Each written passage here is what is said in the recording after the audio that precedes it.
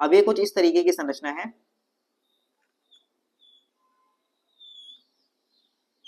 ठीक, झिल्ली युक्त पुट्टिकाएं होगी ये, जो एक दूसरे के ऊपर समानांतर क्रम में लगी हुई है, कुछ इस तरीके से।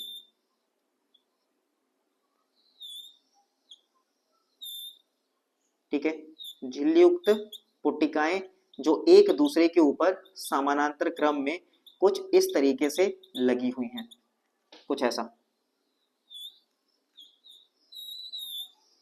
ठीक है, तो गोल्गी बॉडी की संरचना कुछ इस तरीके से आपको दिखाई देगी। ये सारे के सारे झिल्ली युक्त संरचनाएं हैं, एक ये जो पुट्टिकाएं हैं वो समानांतर क्रम में पैरेलली एक दूसरे के साथ अरेंज्ड हैं, कुछ इस तरीके से, है ना। इसी को हम गोल्गी बॉडी कहा जाता है। अब इसी चित्र को अगर आप देखोगे, जहां पे ये वाला जो भाग है स्पेसिफिक, याद रखिएगा ये वाला जो भाग है, इस भाग को हम सिस फेस कहते हैं, सिस फेस कहा जाता है। ठीक है, और ये कहां पे रहेगा, ये रहेगा केंद्रक की तरफ। किसकी तरफ रहेगा, केंद्रक की तरफ।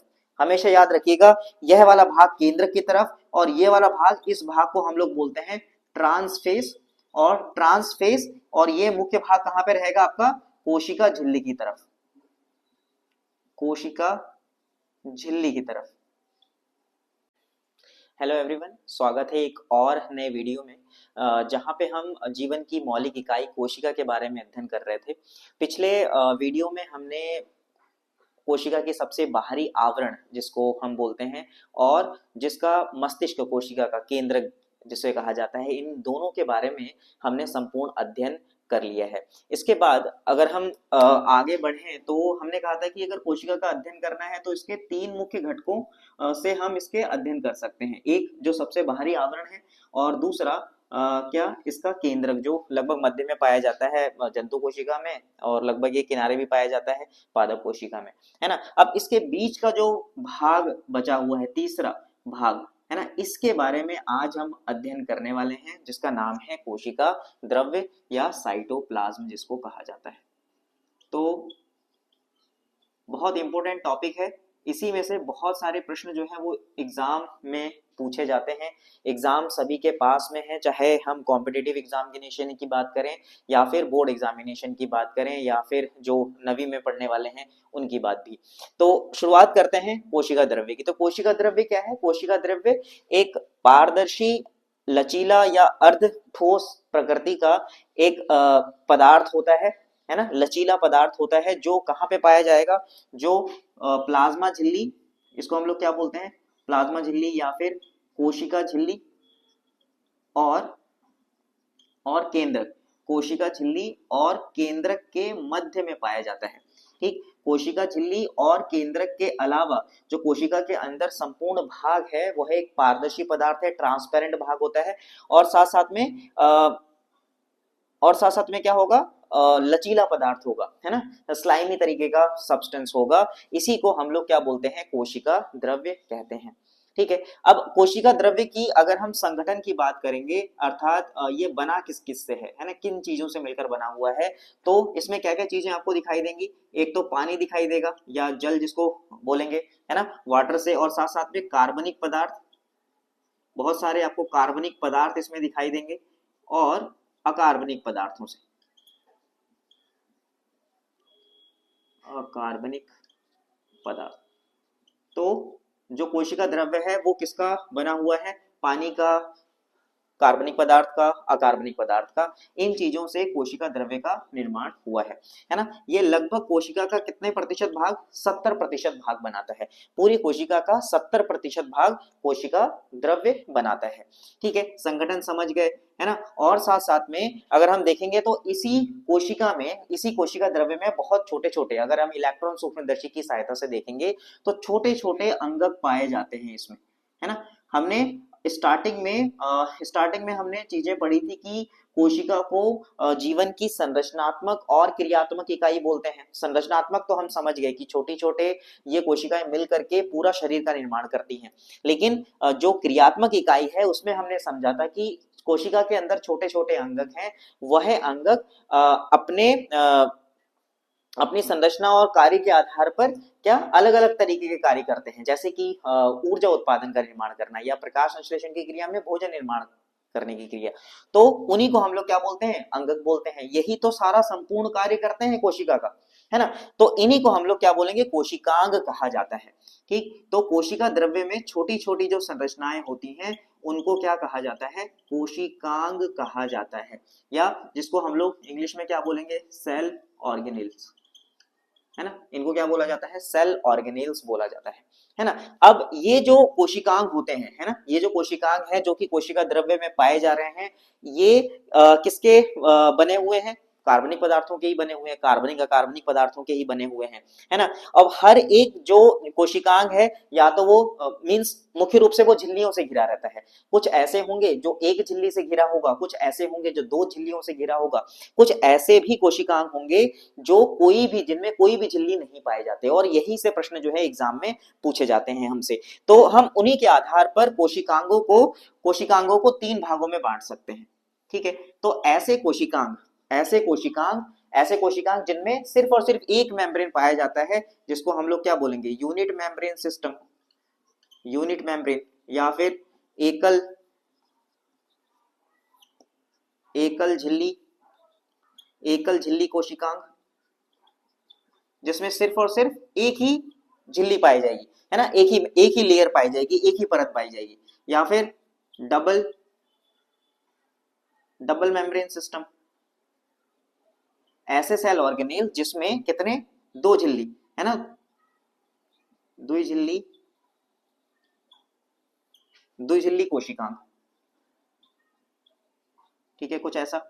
और तीसरा तीसरा पार्ट कैसा हो जाएगा, तीसरे को हम कैसे वर्गीकृत कर सकते हैं, जिसमें कोई भी क्या ना पाया जाए, झिल्ली ना पाई जाए, है ना, झिल्ली युक्त, क्या बोल सकते हैं उसको, मेम्ब्रेनलेस, इंग्लिश में इसको बोल सकते हैं हम लोग मेम्ब्रेनलेस, या ऐसे जिनमें कोशिका झिल्ली नहीं पाई जाती है। ठीक है, तो इसके एग्जांपल्स देख लेते हैं, कौन कौन से कोशिकांग ऐसे होते हैं जिनमें सिर्फ और सिर्फ एक ही झिल्ली पाई जाएगी, कौन कौन से कोशिकांग होते हैं जिसमें दो झिल्लियां पाई जाएंगी, कौन कौन से कोशिकांग है जिनमें एक भी झिल्ली नहीं पाई जाती है ना, मेम्ब्रेनलेस जिसको बोला जाता है। तो इसकी बात करते हैं, यूनिट मेम्ब्रेन, है ना, इसमें सबसे पहले आ जाएगा क्या, अंतः प्रद्रवी जालिका, अंतः प्रद्रवी जालिका, इंग्लिश में इसको क्या बोलते हैं, एंडोप्लाज्मिक रेटिकुलम, एंडोप्लाज्मिक रेटिकुलम, या शॉर्ट में इसको ईआर बोल दिया जाता है, आपने सुना होगा। दूसरा, अगर हम बात करें तो गोल्गी बॉडीज, यानी कि गोल्जी काय, या गोल्गी उपकरण, कुछ भी बोल सकते हैं, गोल्गी बॉडीज। ठीक है, इसके अलावा और क्या हो सकता है, याद होगा आपको इसके साथ साथ में, तो लयन काय, या जिसको हम लोग बोलते हैं लाइसोसोम।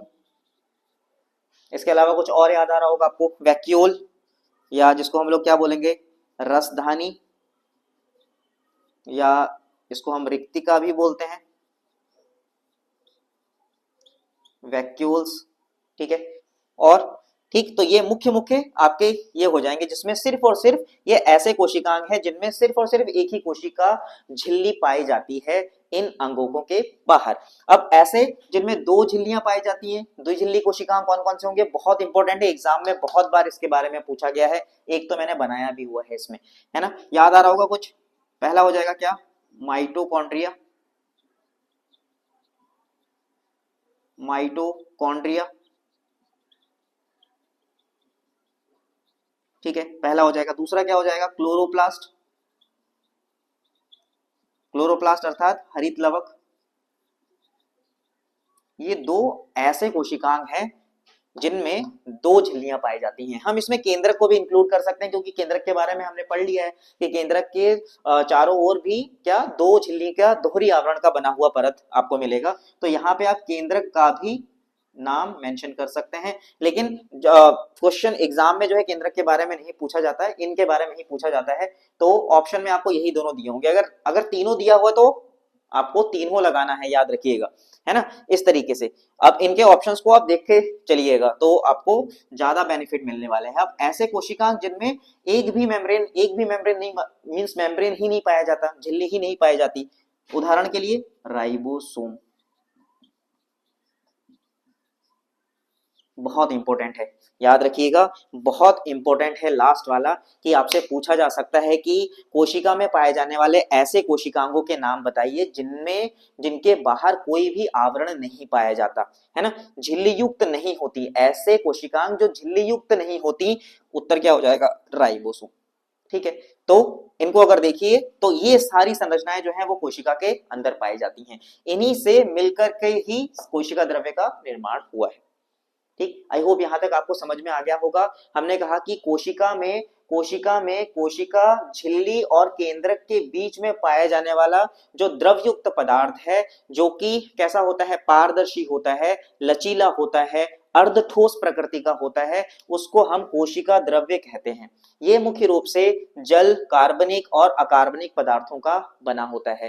कोशिका में लगभग यह 70% भाग बनाता है पूरे कोशिका का। ठीक है, उसके बाद इसके अंदर छोटे छोटे क्या पाए जाते हैं? छोटे छोटे भाग पाए जाते हैं, है ना, या छोटे छोटे पदार्थ पाए जाते हैं, उनको हम क्या बोलते हैं? कोशिकांग कहा जाता है, या इंग्लिश में उसको सेल ऑर्गेनेल्स कहा जाता है। ठीक है, अब इन सेल ऑर्गेनेल्स का अध्ययन करने के लिए या फिर इनकी संरचना के आधार पर हम इनको 3 वर्गों में बांट सकते हैं। ऐसे कोशिकांग जिनके बाहर और सिर्फ एक ही झिल्ली पाई जाएगी, एकल झिल्ली कोशिकांग, जिसमें 2 पाई जाएंगी द्विझिल्ली कोशिकांग, जिसमें नहीं पाया जाएगा तो मेम्ब्रेन लेस हो जाएगा, या झिल्ली जिसमें झिल्ली नहीं पाई जाएगी, है ना, ऐसे कोशिकांग हो जाएंगे। तो इनके कौन कौन से वो ऐसे हैं जिनमें सिर्फ एक कोशिकांग पाया जाएगा? तो पहला हो जाएगा अंतःप्रद्रवी जालिका, दूसरा गोल्गी बॉडीज, है ना, तीसरा लाइसोसोम, चौथा क्या हो जाएगा? वैक्यूल, है ना। ऐसे ही अगर हम द्विझिल्ली की बात करें तो माइटोकॉन्ड्रिया, क्लोरोप्लास्ट आपको याद रखना है, और केंद्रक के बारे में हमने पहले पढ़ लिया जो कि 2 झिल्ली वाली होती हैं। उसके बाद जो मेम्ब्रेन लेस, मोस्ट इंपोर्टेंट है ना, राइबोसोम्स। कुछ इस तरीके का समझ में आ गया। आई होप आपको यहां तक चीजें समझ में आ गई होंगी। अब यहां से बहुत सारे प्रश्न पूछे जा सकते हैं। अब देखिए यहाँ पे अगर ये अर्धठोस प्रकृति का है, या हम कहें कि ये मूवमेंट शो करेगा, है ना, किसी न तरीके का मूवमेंट भी तो शो करेगा इसके अंदर, है ना, मूवमेंट तो शो होगी, गति तो करेगा ही, है ना। इसकी गति को, है ना, जो कोशिका द्रव्य है उसकी गति, कोशिका द्रव्य के गति को,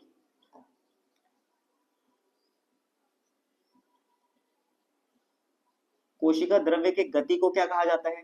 किसी को आइडिया है? कोशिका द्रव्य के अंदर जो इसकी गति है, जो द्रव्य पदार्थ की गति है, वो उस गति को क्या कहते हैं? एग्जाम में पूछा जाता है, कॉम्पिटेटिव एग्जामिनेशन में, है ना। इसकी गति को हम लोग बोलते हैं साइक्लोसिस, साइक्लोसिस, है ना, साइक्लोसिस। इसमें क्या होता है? मुख्य रूप से ये जो कोशिका द्रव्य है, या तो केंद्रक के चारों ओर, या फिर किसी ये जो आपका कोशिकांग है इनके और जो है गति होती है ना, द्रव्य पदार्थ की। तो इसी को हम लोग क्या बोलते हैं? साइक्लोसिस कहते हैं। इंपोर्टेंट टर्मिनोलॉजी है, याद रखिएगा। ठीक है, अब मान लीजिए कि अगर ये कोशिकांग फिक्स नहीं रहे तो क्या काम कर पाएंगे ये लोग? नहीं कर पाएंगे, है ना। ये जितने भी कोशिकांग है, अगर ऐसे हिलते डुलते रहे तो इनकी फंक्शन जो है, इनका जो कार्य है वो क्या हो जाएगा? अवरुद्ध होने लग जाएगा। तो इसीलिए कोशिका के अंदर, है ना, प्रोटीन के बने हुए एक स्केलेटन सिस्टम भी मिलता है। ठीक है, कोशिका के अंदर क्या मिलेगा? प्रोटीन का बने हुए, फाइबर के बने हुए क्या मिलते हैं? एक स्केलेटन टाइप का मिलता है, जिनको हम लोग क्या बोलते हैं? साइटोस्केलेटन। क्या बोला जाता है? साइटोस्केलेटन, याद रखिएगा इसको, साइटोस्केलेटन, साइटोस्केलेटन, है ना, जो क्या करता है? कोशिकांगों को अपनी एक पर्टिकुलर जगह में फिक्स रखने का कार्य करता है, ताकि वह प्रॉपर फंक्शन कर सके आसानी के साथ। ठीक, तो ये हुई बात कोशिका द्रव्य के बारे में।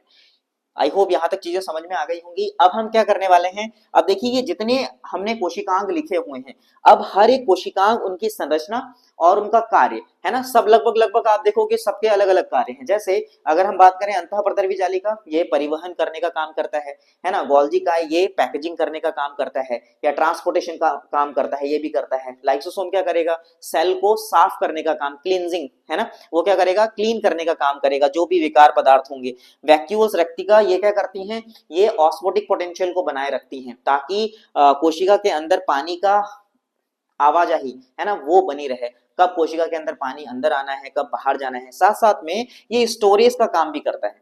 है ना। साथ साथ में क्या काम करेगा, स्टोरेज करने का भी काम करता है, संचय करने का, जैसे कि बहुत सारे न्यूट्रिएंट्स होते हैं उनका संचयन करने का काम करता है।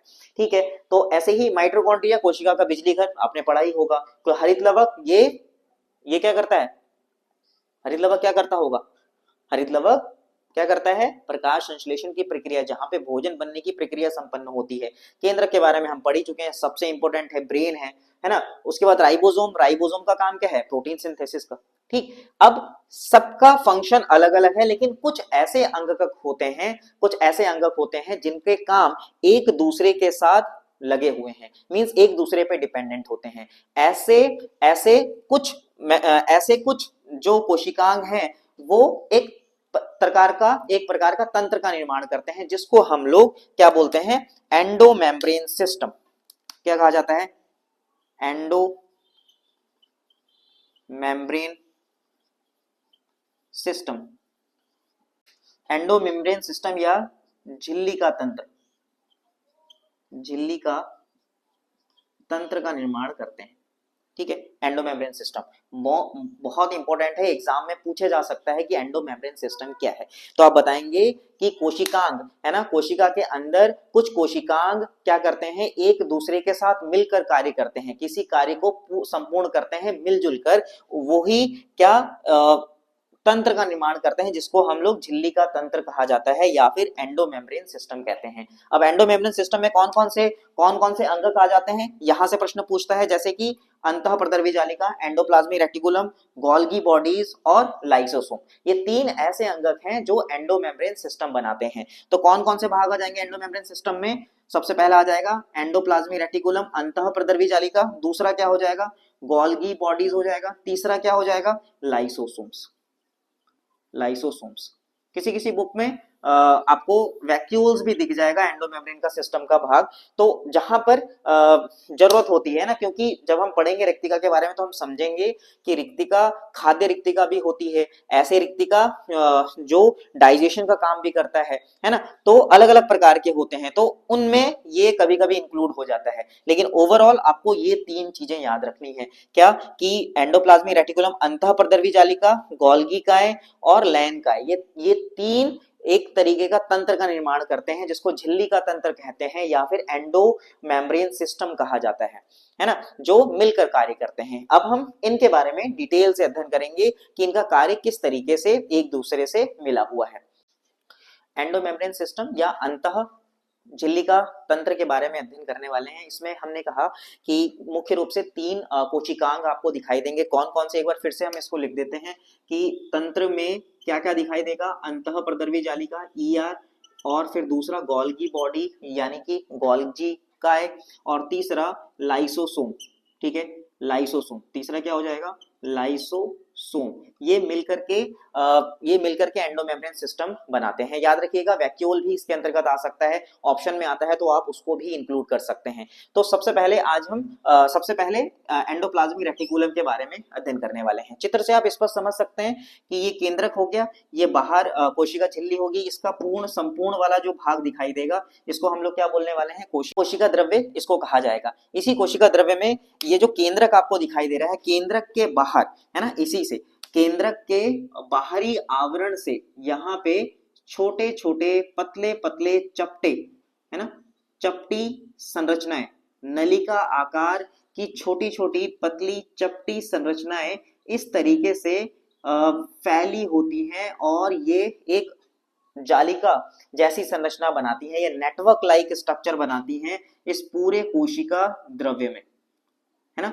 और ये जो आवरण है वो कहां से निकल रहा है, ये केंद्रक के बाहरी आवरण से निकलता दिखाई दे रहा होगा आप लोगों को। इसी को अब देखिए ये पूरी तरीके से नेटवर्क लाइक स्ट्रक्चर बना रहा है, जालिका रूपी संरचना बना रहा है, इसी को हम अंतःप्रदर्वी जालिका कहते हैं। क्या कहा जाता है इसको, अंतःप्रदर्वी जालिका या एंडोप्लाज्मिक रेटिकुलम कहा जाता है। ठीक है, तो एंडोप्लाज्मिक रेटिकुलम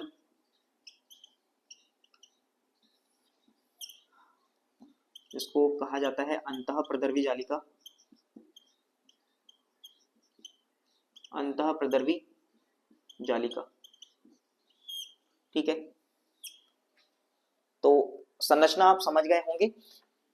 मेम्ब्रेन के बाहर से लगा हुआ है, ठीक है, मेम्ब्रेन के जो आउटर मेम्ब्रेन है या nuclear membrane, outer nuclear membrane के से ये बाहर की ओर ये चपटी थैलीनुमा संरचना, नलिका रूपी संरचना, यही संरचना बनाती हैं किसको, अंतःप्रद्रवी जालिका।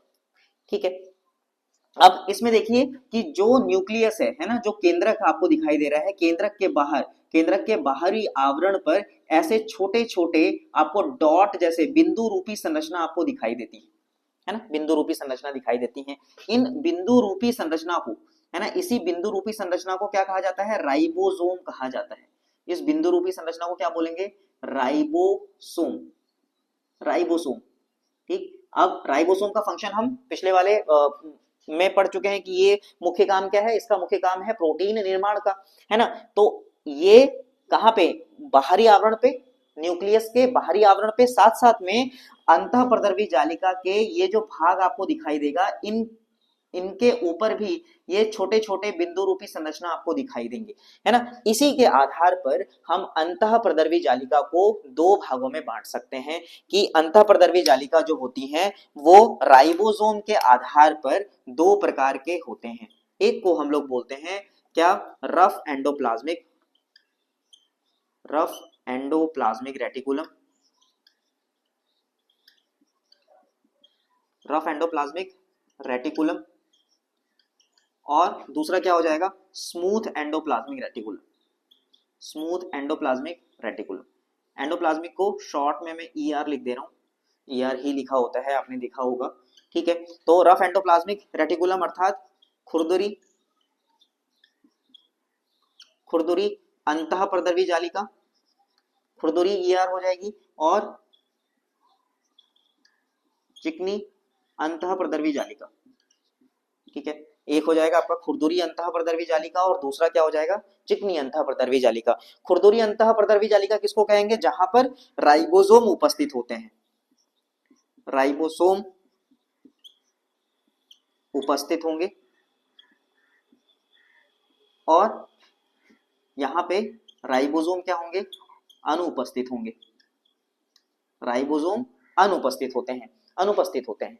ठीक, आई होप आपको समझ में आ गया होगा कि कोशिका द्रव्य में केंद्रक के बाहरी आवरण से लगे हुए छोटे छोटे नलिकाकार नलिकाकार बैग लाइक संरचनाएं, ट्यूब लाइक संरचनाएं जो एक दूसरे के ऊपर लिपटी हुई रहती हैं और नेटवर्क जैसी संरचना बनाती हैं, जालिका रूपी संरचना बनाती हैं, जिनको हम अंतःप्रद्रवी जालिका या एंडोप्लाज्मिक रेटिकुलम कहते हैं।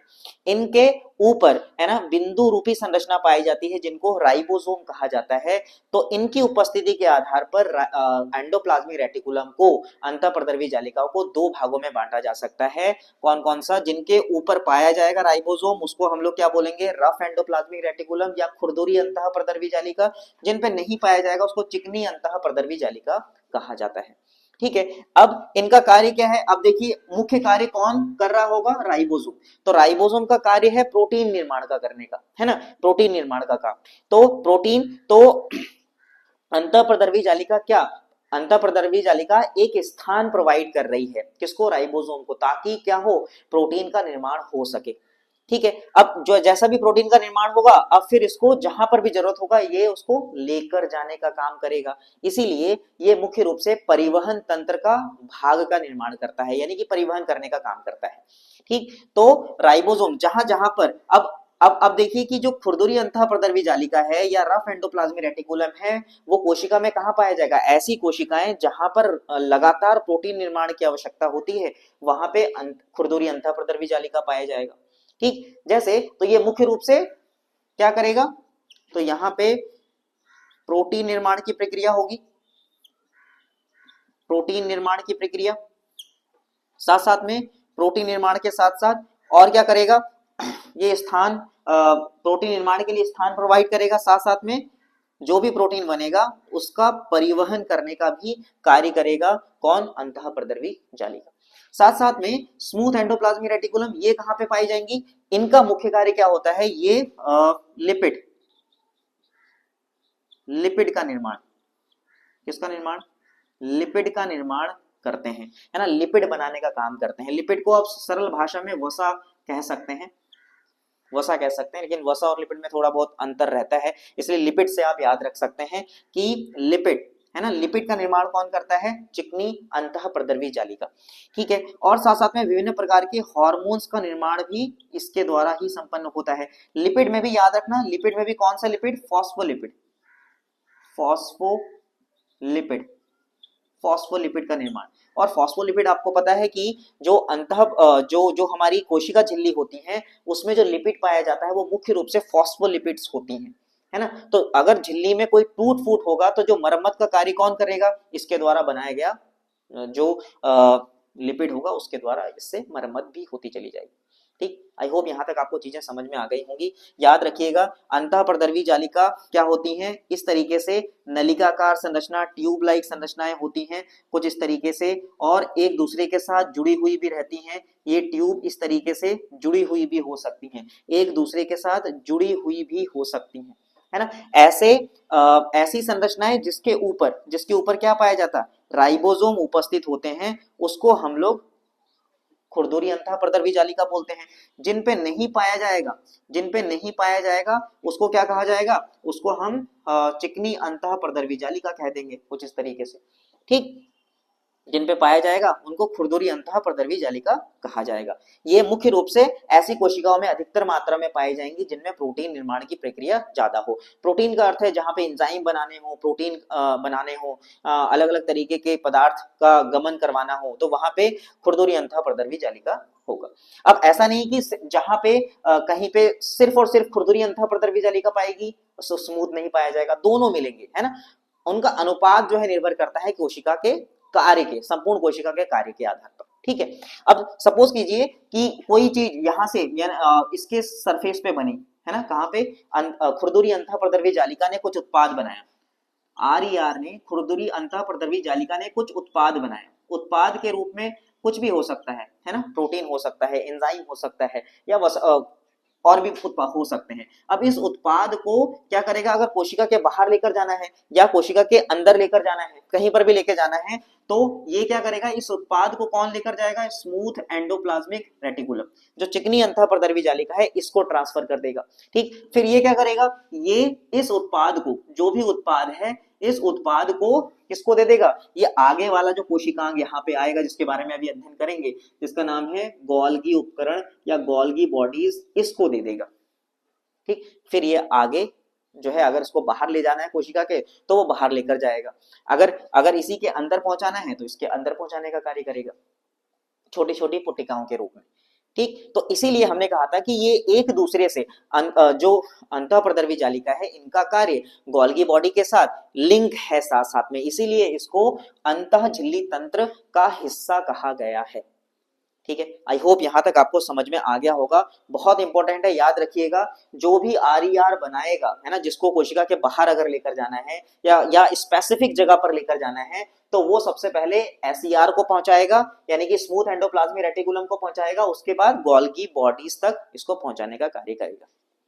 ठीक है, तो अगर इसका फंक्शंस आपको याद रखना है कि इसका मुख्य कार्य क्या है, सिर्फ कार्य आपको अगर याद रखना हो तो कार्य के रूप में आप क्या याद रख सकते हैं कि अंतःप्रद्रवी जालिका का कार्य क्या है। सबसे पहला कार्य आप याद रखेंगे, परिवहन तंत्र बनाता है या परिवहन करने का काम करता है, क्योंकि जो भी प्रोटीन बनेगा, है ना, उसको एक जगह से दूसरी जगह पर लेकर जाएगा, ऐसा ही तो होगा। ठीक है, उसके बाद और क्या करेगा, वसा का निर्माण करने का काम करेगा। ठीक, ये दो मुख्य कार्य आप याद रखिएगा, परिवहन करने का काम और वसा निर्माण करने का काम। हार्मोन्स वगैरह भी बनाता है, बहुत सारी एंजाइम्स, है ना, क्योंकि बन कहां पे रहा है, बन तो इसी के ऊपर ही रहा है ना, है ना। राइबोसोम्स तो सिर्फ वो है ना, और बाकी जगह जो कौन दे रहा है, वो जगह मेन कौन देने वाला है, आपका अंतःप्रद्रवी जालिका। आई होप यहां तक आपको चीजें समझ में आ गई होंगी। अब हम पढ़ते हैं आगे क्या, किसके बारे में, गोल्गी बॉडीज, है ना। अब हम गोल्गी उपकरण के बारे में पढ़ेंगे। हाँ, इससे पहले एक छोटी सी और बात कि जो एंडोमेम्ब्रेन सिस्टम है, इसके बारे में जो डिस्कवरी है, इसके बारे में पूरी संरचना और इसके कार्यों का जो व्याख्यान है वो किसने दिया, साइंटिस्ट थे जिनका नाम था पोर्टर। ठीक है, पोर्टर का नाम आप याद रखेंगे, इन्होंने इसके बारे में डिटेल अध्ययन दिया था। ठीक है, एंडोमेम्ब्रेन सिस्टम के अगली कड़ी में हम पढ़ेंगे गोल्गी बॉडीज के बारे में, गोल्गी बॉडी या गोल्जी काय जिसको कहा जाता है, गोल्जी काय, या जिसको इंग्लिश में कहा जाता है गोल्गी बॉडी। ठीक है, अब देखिए ये एक एंडोमेम्ब्रेन का सिस्टम क्यों बनाता है, हमने पिछले वाले पार्ट में इसको देख लिया था कि किस तरीके से ये लिंक है अंतःप्रद्रवी जालिका से। ठीक, तो अंतःप्रद्रवी जालिका से यहीं से हम चित्र को ध्यान से समझिएगा, क्योंकि चित्र इसी तरीके से ही बनाना है आपको, है ना। तो जिस तरीके से ये नलिकाकार संरचना है, एक नेटवर्क बना रही थी, अब ये भी जो गोल्जी बॉडी है, ये भी क्या है, ये भी पुट्टिकाओं का ही एक समूह है ना, छोटी छोटी पुट्टिकाओं का एक समूह। इसको हम लिख सकते हैं कि गोल्जी का क्या है, यह है झिल्ली युक्त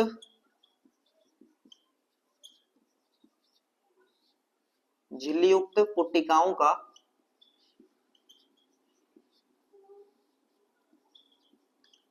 का एक समूह है,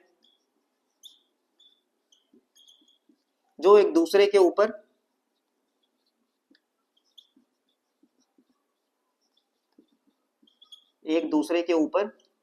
समानांतर क्रम में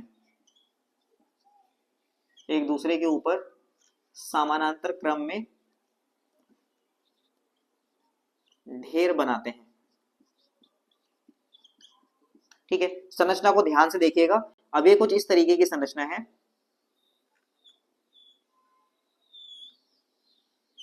ठीक, झिल्ली युक्त पुट्टिकाएं होगी ये, जो एक दूसरे के ऊपर समानांतर क्रम में लगी हुई है, कुछ इस तरीके से।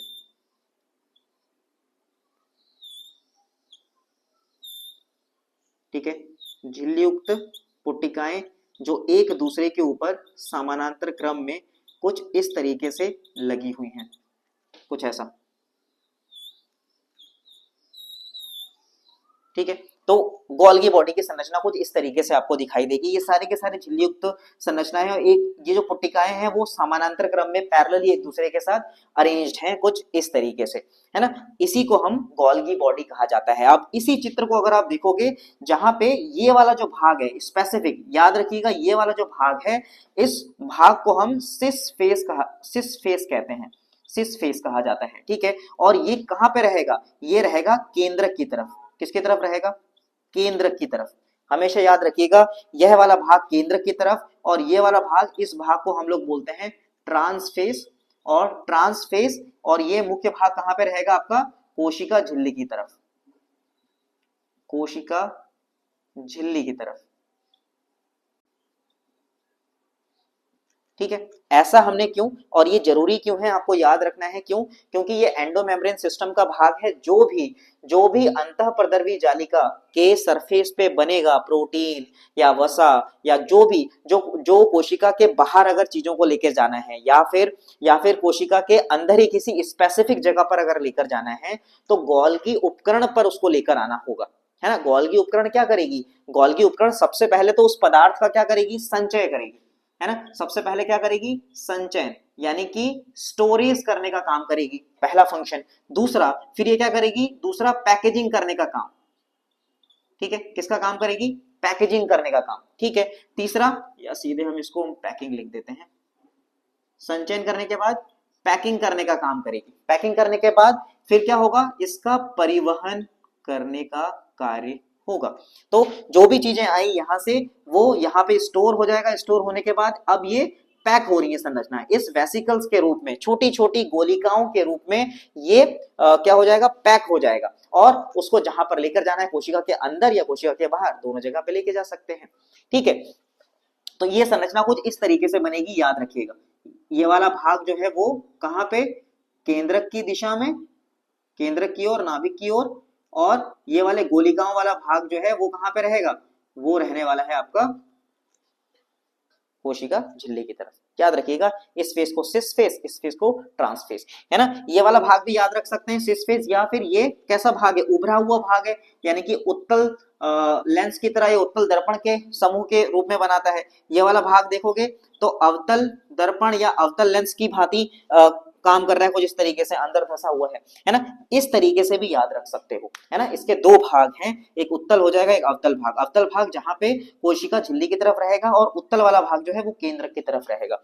जो भी चीजें बननी होंगी, पैक होनी होंगी, वो केंद्रक की तरफ से ही होंगी, और जो आगे ट्रांसपोर्ट करनी होंगी वो किसकी तरफ से होनी, कोशिका झिल्ली की तरफ होनी चाहिए।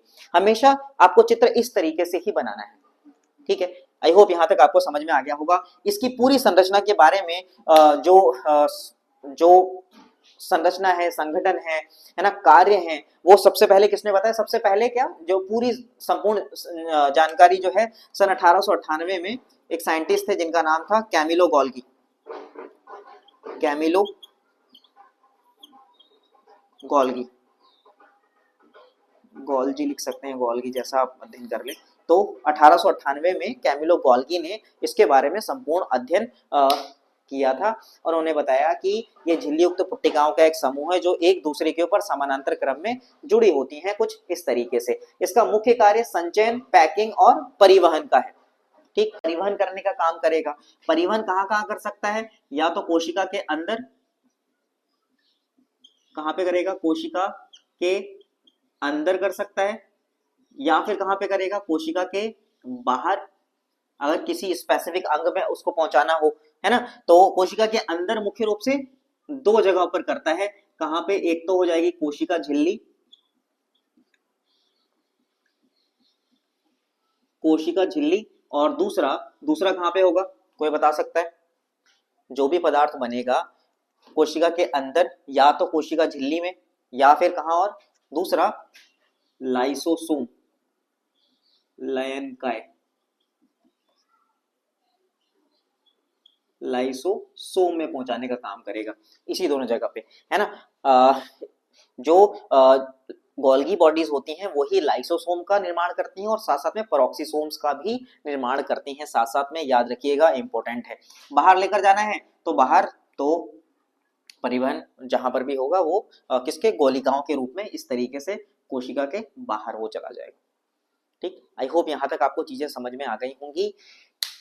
यही जो गोल्गी बॉडीज है, यही लयनकाय, है ना, यही लयनकाय का निर्माण भी करती है, और साथ साथ में परऑक्सीसोम्स का, याद रखिएगा, परऑक्सीसोम, परऑक्सीसोम, यह भी एक झिल्ली द्वारा बना हुआ कोशिकांग होता है ना। इसका भी स्पेसिफिक कार्य रहता है कोशिका में। साथ साथ में गोल्गी बॉडीज में गोल्गी बॉडीज जो है लाइसोसोम तो बनाती है, साथ साथ में आपने सुना होगा कि जो स्पर्म्स होते हैं, जो शुक्राणु होते हैं, शुक्राणु के ऊपर एक कैप लाइक उसके हेड में संरचनाएं होती है, जो कि अंडाणु के अंदर जाने के लिए प्रयुक्त होता है, वो भी गोल्गी बॉडीज का बना होता है ना। स्पेसिफिक आएगा तो मैं आपको बताऊंगा क्वेश्चन के रूप में, तो वो स्पेसिफिक आपको याद रखिएगा। तो इस तरीके से हमने गोल्गी बॉडीज के बारे में भी अध्ययन कंप्लीट कर लिया है। अब हम लयनकाय यानी कि लाइसोसोम्स के बारे में अध्ययन करने वाले हैं। लाइसोसोम या लयनकाय, बहुत सुना होगा आपने इसके बारे में कि लाइसोसोम कोशिका का सफाई कर्मी के नाम से जाना जाता है, या सेल को क्लीन करने का काम करता है, कोशिका को साफ करने का काम करता है। इसी को हम लोग क्या बोलते हैं? लयनकाय बोलते हैं, है ना। लयनकाय है क्या? यह झिल्ली से घिरा हुआ, है ना, एकल झिल्ली द्वारा, झिल्ली से घिरी हुई संरचना है, झिल्ली से घिरी हुई संरचना होती है ना। अब झिल्ली से घिरी हुई संरचना है, कुछ इस तरीके की संरचना हो जाएगी, झिल्ली से घिरी हुई संरचना, है ना। ये इसका मुख्य काम क्या है? झिल्ली से घिरी हुई संरचना है। अब झिल्ली के अंदर क्या होगा? इसके अंदर भी द्रवयुक्त पदार्थ भरे रहते हैं, जिसके अंदर हाइड्रोलिटिक एंजाइम, हाइड्रोलिटिक एंजाइम्स, या हम कह सकते हैं कि पाचक रस, यानी कार्बनिक पदार्थों को पचाने वाले पदार्थ। इस हाइड्रोलिटिक एंजाइम का काम क्या होता है? कार्बनिक पदार्थों को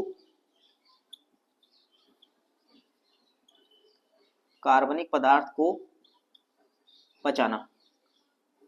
क्या कहा हमने कहा कि जो लयनकाय है वो झिल्ली से घिरी हुई एक संरचना है, और इसके अंदर है ना, इसके अंदर जो द्रवीय पदार्थ होता है उसमें क्या पाया जाता है, हाइड्रोलिटिक एंजाइम पाए जाते हैं जो कार्बनिक पदार्थों को पचाने का कार्य करता है। अर्थात कोशिका के अंदर अगर कोई भी जीवाणु या कोई भी फॉरेन पार्टिकल आता है जो कोशिका का नहीं है ना, जब भी आता है और कोशिका को उससे नुकसान हो सकता है तो उनको यह साफ करने का काम करता है ना, उसको इंगल्फ करने का काम करता है। इसीलिए इसको हम क्या बोलते हैं, पाचक बॉडी, है ना, या डाइजेस्टिव बॉडी कहा जा सकता है, इंटरनल डाइजेस्टिव बॉडी भी कहते हैं इसको हम लोग कहते हैं डाइजेस्टिव बॉडी। ठीक है, पाचक अंग, कोशिका का पाचक अंग के रूप में भी यह जाना जाता है ना। क्लीनिंग, ठीक है, इतना ही समझते हैं। इसके अंदर क्या है, हाइड्रोलिटिक एंजाइम, शक्तिशाली पाचक रस पाए जाते हैं जो क्या करता है, फॉरेन पार्टिकल्स को, बैक्टीरिया को नष्ट करने का काम करता है। सपोज कीजिए कि कोशिका के अंदर, है ना, कोशिका के अंदर कुछ ऐसे पदार्थ हैं जो बैक्टीरिया हो गए, उनको ये साफ करने का काम करेगा। साथ साथ में मान लीजिए कि कोई कोशिका का कोई ऐसा अंगक जो कार्य करना बंद कर दे या उसकी अब जरूरत नहीं है, उस अंगक को भी ये क्या करेगा, ये लाइसोसोम जो है उसको खाने का काम करेगा, है ना, उसको साफ कर देगा ताकि नए वाले जो कोशिकांग बने उस कोशिकांग की जगह भी मिल सके साथ साथ में, है ना। एक तो ये काम करेगा। अब मान लीजिए कि उपापचयी क्रियाओं में कोशिका के अंदर जो भी क्रियाएं चलती हैं उनको हम लोग क्या बोलते हैं, मेटाबॉलिक एक्टिविटीज, मेटाबॉलिक एक्टिविटीज, या इसको हम लोग बोलते हैं उपापचयी क्रिया। जो भी कोशिका के अंदर उपापचयी क्रियाएं चलती हैं उस क्रियाओं में कोई भी त्रुटि उत्पन्न होए, है ना, कोई भी अगर त्रुटि उत्पन्न होती है ना, कोई भी एरर होता है तो पूरा का पूरा कोशिका, है ना, वो फिर त्रुटि करने लग जाएगा, है ना, एरर करने लग जाएगा। तो उससे बचने के लिए क्या करते हैं, ये राइबोसोम्स, लाइसोसोम्स जो होते हैं, ये लाइसोसोम्स क्या करते हैं, अपने आप को, है ना, अपने आप को क्या कर लेते हैं, ब्रस्ट कर लेते हैं, फाड़ लेते हैं अपने आप को, ताकि इसके अंदर जितना भी हाइड्रोलिटिक एंजाइम है, जो भी पदार्थ है, वो बाहर निकल जाते हैं पाचक रस, और इस पूरी कोशिका को, अब ये पूरी कोशिका को क्या कर लेंगे, डाइजेस्ट कर लेंगे, है ना। अब ये पूरी कोशिका को तो साफ कर ही रहे, साथ में खुद भी इसमें शामिल है, खुद भी खत्म हो जाते हैं। इसीलिए इनको हम आत्मघाती थैली कहते हैं, आत्मघाती थैली भी कहा जाता है, या